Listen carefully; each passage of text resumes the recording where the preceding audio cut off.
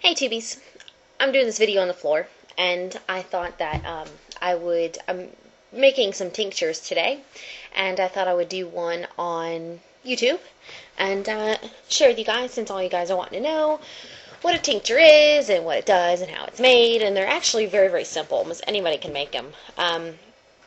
Basically what a tincture is, it's when you take alcohol, and the higher the proof, you need at least 80 proof percent vodka, and if you divide that in half, you get the alcohol content, so it'd be 40, of course. And the best thing to do is get 100 proof vodka, and which I've got Smirnoff 100 proof. And if you can use Everclear if you'd like, if they sell it, in your area, but just stick with 100 proof alcohol. It's the best. But anyway, you're going to need alcohol, and then you're going to need an empty jar, and then you're going to need the herb that you're working with. And in this particular case, we're working with rosemary again, and just because rosemary has all kinds of different cool little aspects of it, that it helps prevent infections, and it has a lot of pain-killing properties, and so it's a very good herb to have on hand. But basically what we're going to be doing is soaking the herb in the alcohol, and it extracts all the medicinal alkaloids and the volatile oils out of the herb, making a more concentrated herbal tincture.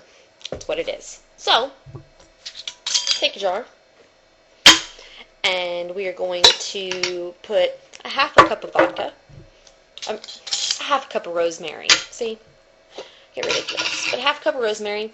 Smells so good. Measure it out here.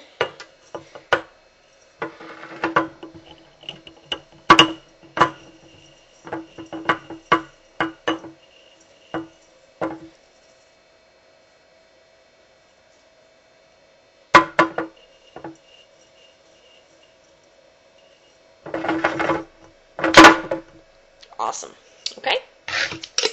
And then what you're going to do is cover the herb, in this case our rosemary, with the vodka.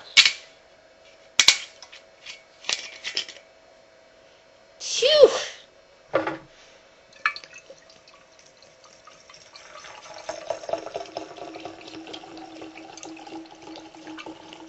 Fill it up to about where it's about 2 cups. A little more. That's perfect.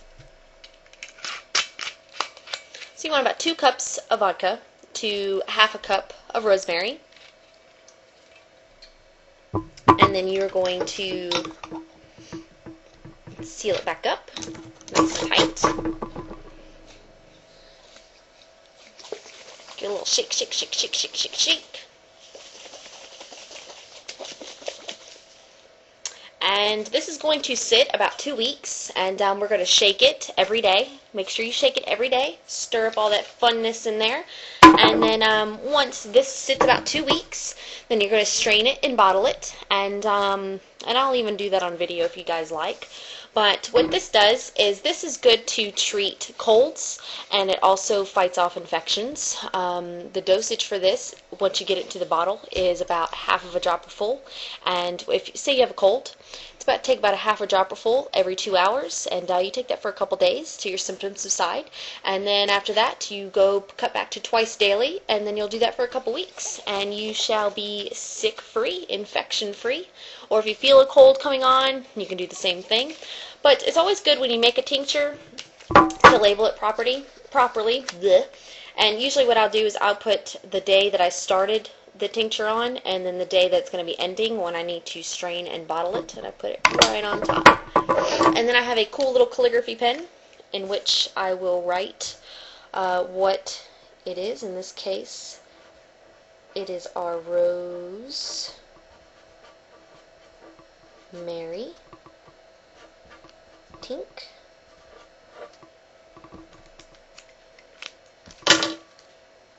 Rosemary. And I'm going to put it on the bottle. And then I also have, I don't even know why I have this written on here yet, but on our bottle that we're going to be bottling it into in a couple weeks, I have the dosage that we need to take it of, and exactly what the tincture does in case anybody wants to use it. And yeah, so that's that. That's how you make a tincture, and I'll show you the rest of the process when it gets done.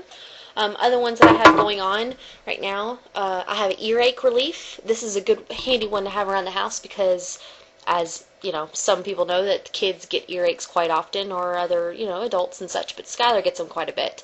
And so it's always good to have a relief on hand. In this case, this one is olive oil, extra virgin olive oil, and mullein leaf.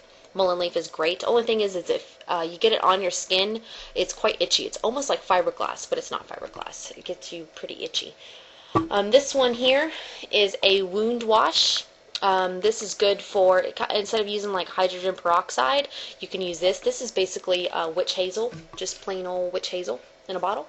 And it's about 2 cups of that, and a tablespoon of St. John's wort, if you're not familiar with that. It's also another good antibiotic. They even have St. John's wort pills that you can take these days. Aspirin's made out of St. John's wort. It's quite a popular herb to treat, and they're actually researching it to see if it cures cancer. So that's good stuff. St. John is a good man to have around. And then last but not least, this one I'm actually going to finish today. This is 2 cups of water, and inside of it is a tablespoon of white willow bark. And white willow bark is basically like aspirin. In the 1800s, they used it for aspirin back then, and now aspirin's made out of like coal and petroleum and a bunch of nasty shit. So we're going to make an all-natural painkiller, and what you do with this is you can add it to a tea. You can sip it slowly. It only takes only takes a quarter of a cup for the dosage, and like I said, you can add it to a juice, anything. If you do not like the taste of it, it kind of tastes kind of funky, but it's a great pain reliever if you have a headache, sore muscles, back spasms, anything like that. So this is a good handy one to have around, and I'm going to go downstairs and boil this one and get ready to strain and bottle it. But yeah, so there's my little tincture lesson for the day. I hope you guys enjoyed it, and I know I enjoyed doing it. It was a lot of fun. But that's it, and I hope you guys have a great day, and give me any feedback or questions or anything that you like, and I will do my best to get back to you. Other than that, take care, blessed be, take care of yourselves and each other. Mwah! Love you guys.